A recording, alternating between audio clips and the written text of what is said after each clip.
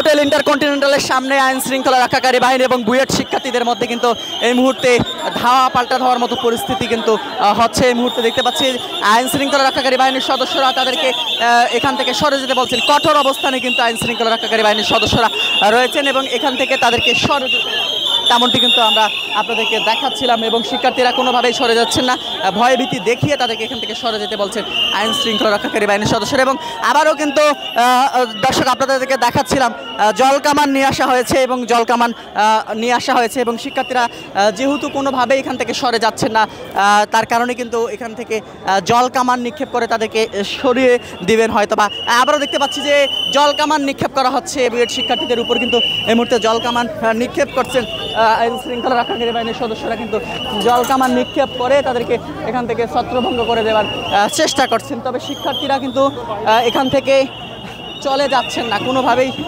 চলে যাচ্ছেন না, চলে যেতে চাচ্ছেন না, যার কারণে শিক্ষার্থীদেরকে ছত্রভঙ্গ করে দিতে কিন্তু এই মুহূর্তে আইন শৃঙ্খলা রক্ষাকারী বাহিনীর সদস্যরা কিন্তু এখানে আমরা দেখতে পাচ্ছি এখান থেকে আবারও সাউন্ড গ্রেনেড কিন্তু নিক্ষেপ করা হচ্ছে, আবারও সাউন্ড গ্রেনেড নিক্ষেপ করা হয়েছে। তেমনটি কিন্তু আমরা দেখতে পাচ্ছি সাউন্ড গ্রেনেড নিক্ষেপ করা হয়েছে এবং এই মুহূর্তে পরিস্থিতি যদি বলি বেশ উত্তপ্ত পরিস্থিতি, কিন্তু বুয়েট শিক্ষার্থী এবং আইন শৃঙ্খলা রক্ষাকারী বাহিনীর সদস্যদের মধ্যে উত্তপ্ত পরিস্থিতি কিন্তু এই মুহূর্তে সেটি কিন্তু আমরা দেখতে পাচ্ছি। এবং আবু সাইদ ইন্টারন্যাশনাল কনভেনশন হলে কিন্তু বুয়েট শিক্ষার্থীরা অনেক অবস্থান নিয়েছেন এবং আপনাদেরকে দেখাচ্ছিলাম সাউন্ড গ্রেনেড, টিয়ার গ্যাস, কোনোভাবেই কিন্তু শিক্ষার্থীদেরকে এখান থেকে সরানো যাচ্ছে না, যার কারণে কিন্তু এখান থেকে শিক্ষার্থীদেরকে সরাতে সাউন্ড গ্রেনেড নিক্ষেপ করা হচ্ছে, সেটিও কিন্তু আমরা দেখেছি এবং আপনাদেরকে দেখাচ্ছিলাম উত্তপ্ত পরিস্থিতি হোটেল ইন্টারকন্টিনেন্টালের সামনে।